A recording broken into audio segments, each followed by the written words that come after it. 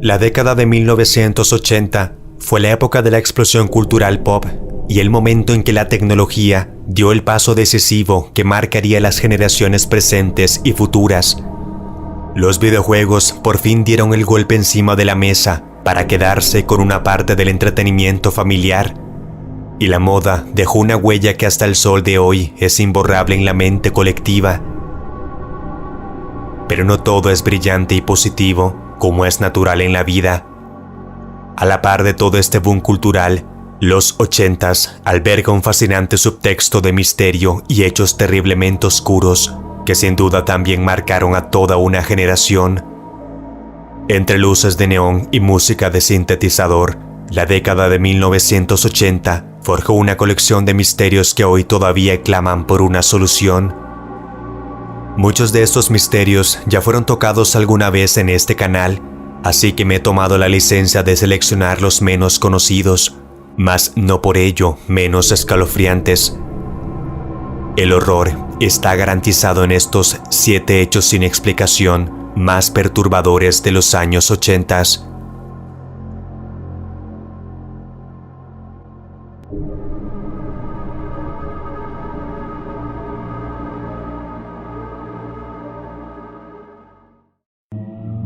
El espiritismo, los poderes psíquicos y todo aquello que tenga supuestas conexiones con fuerzas más allá de las leyes naturales han sido tema turbulento a lo largo de la historia.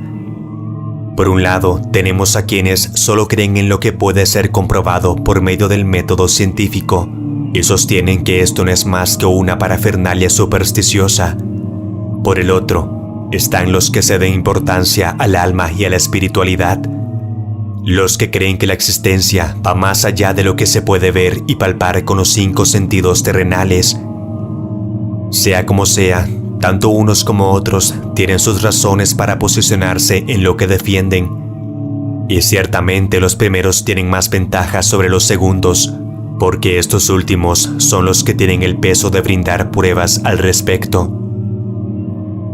Es entonces cuando personas como Coral Polk entran en escena y ponen de cabeza lo que para algunos era imposible e incuestionable. En 1946, a la edad de 25 años, esta mujer conoció a una persona que le cambiaría la vida para siempre. No la dotó de un poder extraordinario, digamos que más bien le dio el empujón para que lo encontrara. Una medium de cierta reputación con la que tuvo la oportunidad de coincidir le dijo que algún día ella sería una artista psíquica. Sin saber muy bien a qué se refería, Coral continuó con su vida como cualquier otra persona, hasta que una mañana de 1981 despertó después de tener un sueño turbulento en el que se le presentó la figura de un hombre. Inmediatamente tomó un lápiz y un papel con la imperante necesidad de dibujar el retrato del visitante de sus sueños. Cuando su esposo vio el dibujo, se sobrecogió y su rostro perdió el color. Le dijo que aquella persona era idéntica a la de un viejo amigo de sus años 20. Lo asombroso no era que había retratado a una persona que ella ni siquiera sabía de su existencia. Lo que lo dejó mudo de asombro es que su amigo había muerto en un trágico accidente con una máquina de trabajo. Desde entonces, Coral no dejó de dibujar retratos. A veces la inspiración venía de sus propios sueños, a veces de una inspiración espontánea. Asombrosamente, todos de personas que ya no estaban en este mundo, por lo menos de la forma convencional. Su extraña habilidad llevó a que muchos interesados la visitaran para que, a través de una breve meditación, dibujara retratos de sus seres queridos fallecidos, todos sin acceso a fotografías, descripciones ni conocimiento previo del difunto. En el episodio de 1990 de Misterios sin resolver, protagonizado por Polk, el fotógrafo Peter Cook explicó cómo la visitó en 1984 y le pidió que dibujara retratos de su madre y su abuela. La madre de Cook, Emily, falleció 6 años atrás en 1978 y su abuela, Minnie Rose, falleció más de 2 décadas antes, en 1962. A pesar de no haber conocido nunca a estas mujeres ni haber visto fotos de ellas, Coral Polch dibujó retratos extremadamente precisos. Las comparaciones entre los retratos y las fotografías de las mujeres resultaron inquietantemente similares. Coral Polch continuó dibujando imágenes de innumerables seres queridos fallecidos hasta su propio fallecimiento en 2001. Dibujó más de 100.000 retratos espirituales. Polch afirmaba que los espíritus de los difuntos la ayudaban con sus dibujos.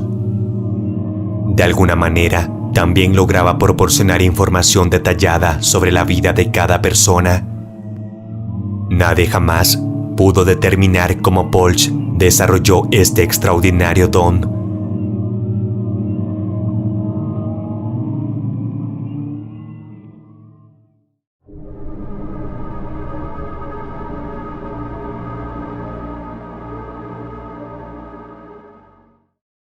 El 30 de septiembre de 1982, Mary Janus Kellerman, una joven de 12 años de Elk Grove Village, Chicago, se tomó una pastilla por un resfriado.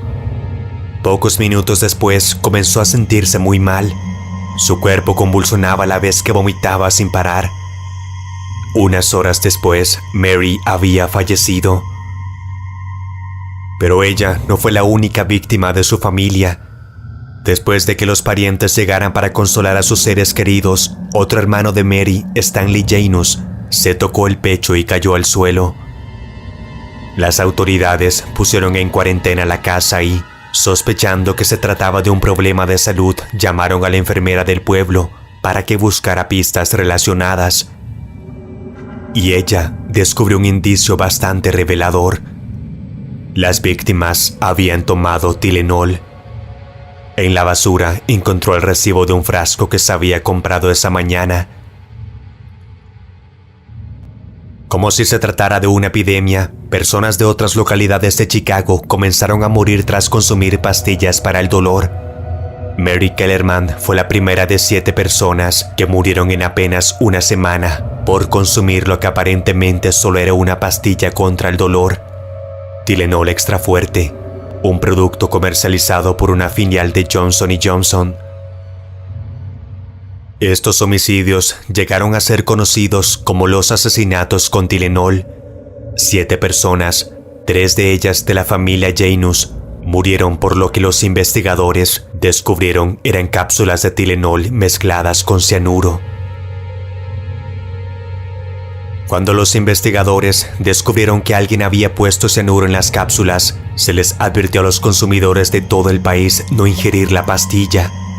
Las autoridades federales del Departamento de la Salud, junto con el fabricante de productos de Tylenol, Johnson & Johnson, ordenaron la retirada de millones de frascos en todas las farmacias y supermercados donde el producto se vendía libremente. La compañía colaboró con los investigadores y posteriormente ofreció una recompensa de $100,000 por información que pudiera identificar y juzgar a la persona responsable. El pueblo estadounidense vivió por unas semanas bajo el síndrome del Tylenol envenenado y las acciones de la compañía farmacéutica cayeron en picado. Las autoridades nunca identificaron al asesino, pero el caso de los asesinatos de Tylenol sentó un precedente para prevenir que algo así nunca volviera a ocurrir.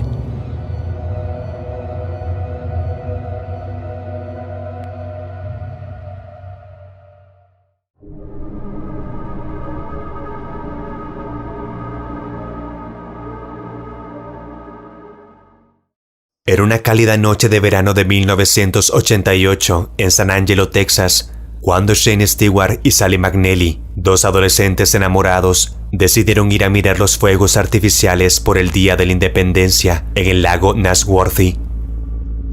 Con apenas 16 y 18 años respectivamente, aquel 4 de julio romántico prometía ser un capítulo más en su historia encantada. Sin embargo, lo que comenzó como una festividad terminaría en una de las historias más oscuras y desconcertantes que sacudieron a esta comunidad al oeste de Texas. En la mañana del 5 de julio, la camioneta de Shane Stewart fue encontrada a la orilla del lago, sin señales de los jóvenes cerca. Las llaves estaban en el tablero, las puertas abiertas y en el suelo había múltiples huellas de zapatos. Todo hacía indicar que el vehículo había sido abandonado de una forma abrupta, o, en el peor de los casos, que fueron obligados a abandonarlo. Los inspectores no se aventuraron a determinar ninguna hipótesis, simplemente los declararon desaparecidos mientras daban inicio a la investigación. Pronto dieron con el paradero de la joven pareja. No fue un descubrimiento alegre, todo lo contrario. El horror acerca del destino de los jóvenes apenas estaba por desvelarse ante los consternados familiares y policías. Su paradero era el telón de una historia terriblemente oscura. Unos meses después, en noviembre, unos cazadores habían encontrado sus cuerpos. Tenían señales de impacto de bala. Los habían asesinado. Con el paso de los meses, la desesperación crecía mientras las pistas se enfriaban. Marshall, el padre de Shane, negándose a quedarse de brazos cruzados, se lanzó a su propia investigación. Habló con las amistades más cercanas de su hijo y su novia, quienes les hablaron de la posible participación de Sally y Shane en un culto satánico. Los amigos de McNally afirmaron que ella había estado involucrada en una secta satánica y que Stewart también se involucró cuando empezaron a salir. A Marshall le pareció descabellado. Sencillamente, aquello era demasiado para creerlo. Pero, según esos rumores, los líderes del grupo habían marcado a Sally y a Shane porque ya no querían seguir siendo parte. El giro más inquietante en la investigación llegó con un encuentro casual relatado por un testigo, quien afirmó haber visto a Shane y Sally mientras discutían con dos hombres que habían llegado en un camión la noche de su desaparición. Las palabras intercambiadas, aunque parcialmente inaudibles, insinuaban un lazo oscuro y peligroso. Sally había estado involucrada con el culto, pero quería cortar todo vínculo. No lo haré de nuevo, gritó en la noche antes de que el camión se alejara abruptamente. Lo más frustrante de todo es que la pareja se presentó ante las autoridades cuando supuestamente intentaban escapar de la secta, incluso mostrándoles un arma que los miembros de la secta le había dado a McNally. McNally expresó su temor de que alguien intentara matarla. 2 semanas después, los dos adolescentes habían desaparecido. Ahora con un objetivo, las autoridades se dieron a la tarea de dar caza a la secta. Pero las décadas pasaron y los resultados de la investigación solo dieron con un tibio sospechoso, supuesto miembro de la secta. El caso de Sally McNally y Shane Stewart, víctimas de un culto satánico, sigue sin resolverse.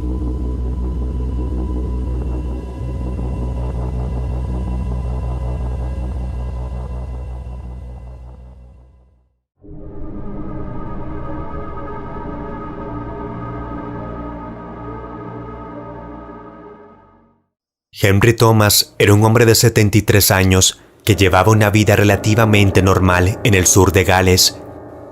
En la mañana del 1 de septiembre de 1980, la mujer que se encargaba de los quehaceres entró en la casa, solo para llevarse una de las impresiones más horribles de su vida. En la silla de la sala, donde usualmente se sentaba Henry a leer, estaba carbonizada en medio de un círculo oscuro. En un principio solo vio una silla ennegrecida, pero conforme más miraba, el horror más la embargaba. Había unas zapatillas con un par de trozos de piernas chamuscadas y unos lentes rostizados sobre la silla. Llamó al anciano, pero el silencio fue lo que recibió a cambio. Su muerte, al parecer, no fue tan normal como su vida anterior. Henry parecía haber estado sentado en su silla, con unas zapatillas cerca y unas gafas que se habían caído al asiento. Solo quedaba su cráneo y la parte inferior de sus piernas, con los pantalones y los calcetines puestos. El resto de su cuerpo quedó reducido a cenizas. Pero nada más. El resto, aparte de la silla en la que había estado sentado, se quemó. Thomas, al parecer, fue víctima de combustión humana espontánea. Inicialmente, los investigadores pensaron que algunas cenizas de carbón de la chimenea cercana habían prendido fuego al señor Thomas. Tras observar que no había señales de perturbación en el fuego ni escombros en la chimenea, se hizo evidente que no fue así. Thomas no fumaba, por lo que no se quedó dormido con un cigarrillo en la mano. No había evidencia de ninguna fuente externa de combustión, ni indicios de entrada forzada ni de un posible crimen. Como no hubo testigos ni pistas definitivas, probablemente nunca sabremos si Thomas fue víctima de una combustión humana espontánea o de algo aún más extraño. Los investigadores desconcertados recurren a la combustión humana espontánea como única explicación lógica cuando las personas parecen estallar en llamas sin ninguna fuente de ignición visible. A lo largo de la historia se han documentado alrededor de 200 casos, con víctimas a menudo ancianas, enfermas o bajo los efectos del alcohol, lo que podría explicar por qué no consiguen escapar del incendio.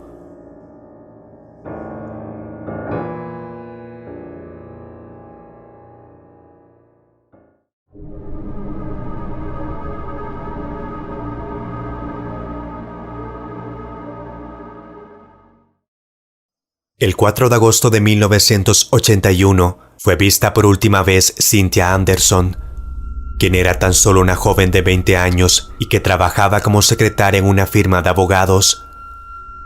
Sus padres eran extremadamente religiosos y estrictos. De hecho, fue en la iglesia donde conoció a su novio y, según sus más cercanos, iba a renunciar para irse a estudiar a una universidad religiosa por recomendación de sus progenitores.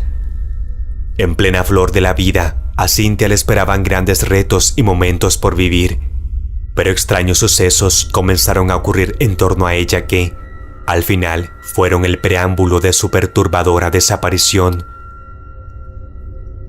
Un día, en la pared al lado de su oficina, apareció pintado el mensaje «Cynthia, te amo», firmado por G.W. El escrito le sacó una sonrisa, pero que no pasó de lo pícaro e inocente.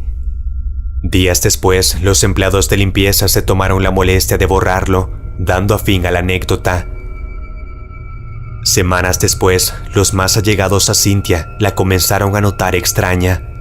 Se le veía preocupada, como si algo la estuviera agobiando. Fue entonces cuando le confesó a sus padres y novio que había tenido sueños recurrentes de alguien que la raptaba. Aquellos no fueron 2, ni 3, ni 5. Eran tan constantes las pesadillas que le habían robado su tranquilidad. Como a Anderson se le notaba asustada, sus jefes le aconsejaron tener siempre la puerta con llave e instalaron un botón de pánico en su escritorio. Todo esto fue hecho con el fin de calmarle, porque nadie podía imaginar que sus sueños eran un aviso del peligro que acechaba a la joven secretaria. Y como el tiempo dictó, nada de eso sirvió. El 4 de agosto de 1981, Cynthia acude a su oficina normal como siempre, pero nadie recuerda haberla visto salir. Su oficina se encuentra vacía y no había rastros de la joven por ninguna parte. Cynthia Anderson había desaparecido para nunca más volver a ser vista.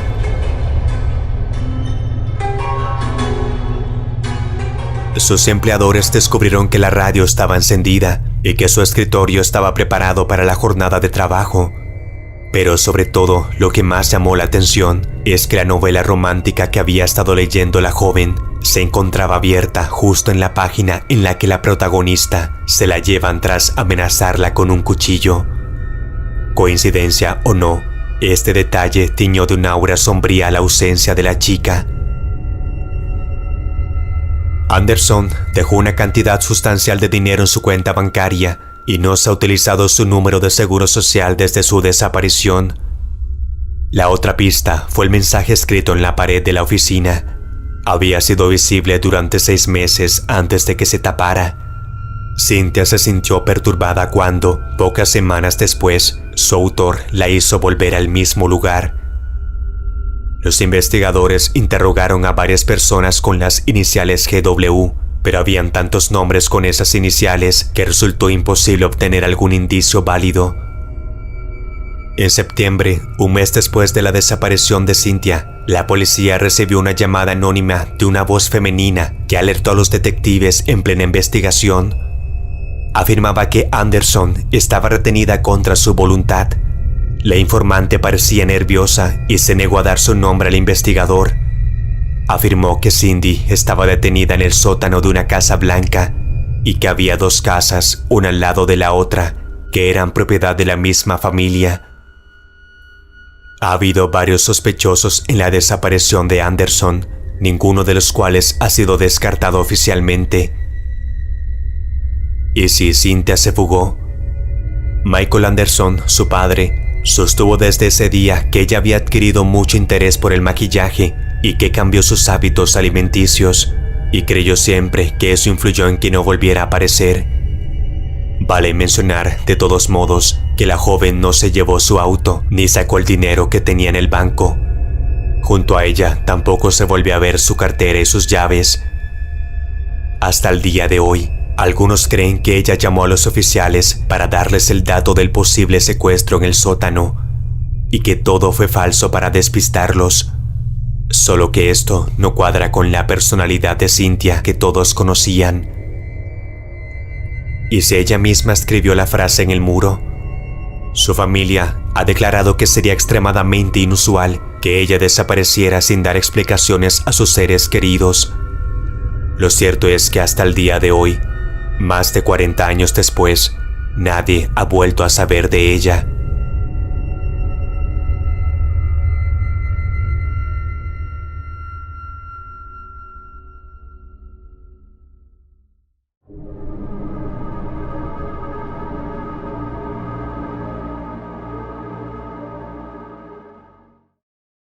Este es uno de los hechos más abominables que se puedan recordar de esta rocambolesca década.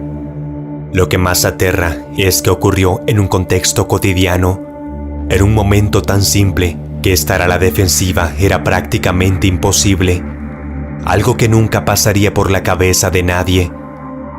Es la prueba de que la maldad humana no tiene límites y que acecha en cualquier momento, sin importar lo anodino que fuera.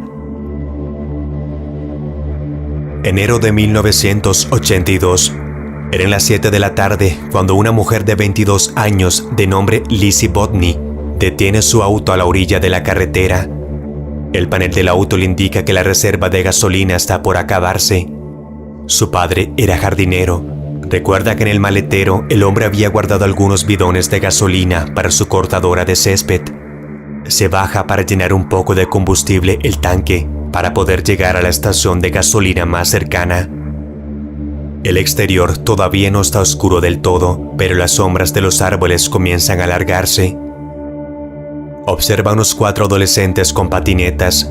Este dato se sabe que es así porque minutos antes, una pareja de ancianos que vivía a escasos metros los ve a lo lejos desde el otro lado de la calle. Tuvieron que ser estos jóvenes, porque todo sucedió con una diferencia de 3 a 2 minutos, y se trataba de una zona más bien solitaria. Los 4 jóvenes se le acercan con curiosidad. Lizzie debe intuir que solo muestran interés en ayudarle. Es probable que los jóvenes le preguntaran si todo iba bien con el auto. Ella les habrá comentado que solo estaba rellenando un poco el tanque de gasolina. Entonces, algo hace clic en la mente de los jóvenes. Es posible que nunca se les hubiera pasado por la mente lo que en ese momento estaban por hacer. Probablemente hayan ya experimentado con algunos gatos y perros callejeros, porque la sintonía macabra entre ellos funcionó como el engranaje de una máquina perversa. 3 de ellos tomaron a Lizzie y la neutralizaron, mientras el cuarto le arrebató el bidón de gasolina y se lo vertió encima, para acto continuo encender una cerilla y tirársela encima. Los gritos de Bodney se debieron escuchar a varias decenas de metros a la redonda, pero solo la pareja vivía lo suficientemente cerca para apenas escucharla. Cuando llegaron, ya era demasiado tarde. Lizzie yacía carbonizada en el suelo. a escasos metros de su auto, los pocos que pudo caminar hasta desplomarse. Los adolescentes responsables de este inhumano crimen al azar nunca fueron identificados.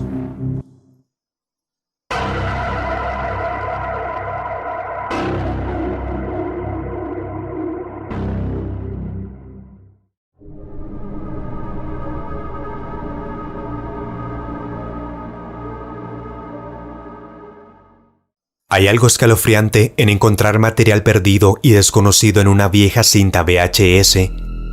Esto se vuelve doblemente inquietante cuando, además, se trata de un misterio real sin resolver. En 1989, tras una serie de incendios que azotaron el norte de California, una familia cuyo coche se averió encontró una cinta de VHS a un costado de una atracción cerca de Stockton. Lo que vieron en la cinta después de llegar a casa les dejó tan inquietos que de inmediato pusieron el material en manos de la policía. Cuando los investigadores vieron el cassette VHS, se sorprendieron al ver imágenes de un incendio provocado, probablemente narradas por el pirómano. El narrador hablaba en voz baja, lo que añade un toque surrealista de horror al video. Su narración incluye los siguientes comentarios inquietantes. Un antiguo espíritu maligno. Míralo. Los bomberos intentan extinguirlo. ¡Qué risa! También hace múltiples referencias a alguien llamado Omar. Tras ver la grabación, los investigadores no estaban seguros de la ubicación de la casa en llamas. Concluyeron que se trataba de una casa estilo rancho de una planta, lo suficientemente cerca de una zona habitada como para que alguien pudiera llamar al 911. En el video aparece un camión de bomberos. Los anuncios en otras partes de la grabación databan su filmación en 1988. Los investigadores no descubrieron mucho de la cinta, salvo que una casa había sido incendiada y los pirómanos la presenciaron. Los pirómanos nunca se mencionaron por su nombre ni indicaron en qué ciudad vivían. Lo que parecía un avance importante en el caso resultó ser, en realidad, un callejón sin salida. El debate sobre si un pirómano obtiene placer sexual al encender un fuego se remonta al siglo XVII, cuando los médicos alemanes creían que la mayoría de los incendios eran provocados por adolescentes que buscaban la liberación orgásmica.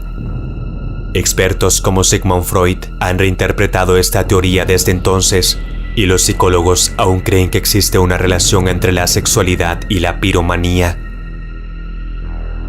Un experto que vio la cinta del incendio provocado en Redwood City notó que la respiración exhibida por el narrador sugería que la persona recibió un tipo de emoción.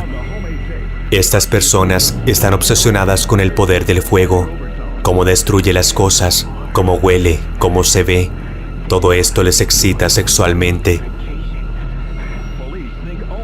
Después de que las imágenes de la cinta se transmitieran en Misterios sin resolver en 1990, comenzaron a llegar pistas de los espectadores que vivían en Redwood City, que recordaban un incendio en su vecindario en 1988. Los investigadores recibieron 1,600 llamadas de espectadores después de que se transmitiera el episodio. Las pistas llevaron a la policía a arrestar a un joven de 17 años y otro de 19, quienes no fueron identificados por ser menores de edad. Los jóvenes nunca admitieron haber incendiado la casa y estar involucrados en el video. El incendio de 1988 de Redwood City fue solo uno de una serie de incendios provocados que sacudieron el norte de California a finales de los años 80. La policía afirmó que los responsables tenían que estar vinculados a otros 11 incendios de estructuras y múltiples incendios entre 1987 y 1988. Los daños a 4 estructuras costaron más de $2 millones. La policía afirmó que no había motivo para los incendios. La invocación del narrador a un espíritu ancestral, junto con un cráneo humano falso y un mortero hallado junto a la cinta, llevó a los investigadores a creer que los incendios formaban parte de un ritual satánico. Sin embargo, tras el arresto de los jóvenes, Los investigadores tampoco encontraron ninguna información que los vinculara con el satanismo. Los incendios provocados son notoriamente difíciles de probar. El fuego generalmente destruye cualquier evidencia investigable, como las huellas dactilares. Y cuando un incendio es lo suficientemente intenso, los expertos podrían no ser capaces de determinar de dónde se originó.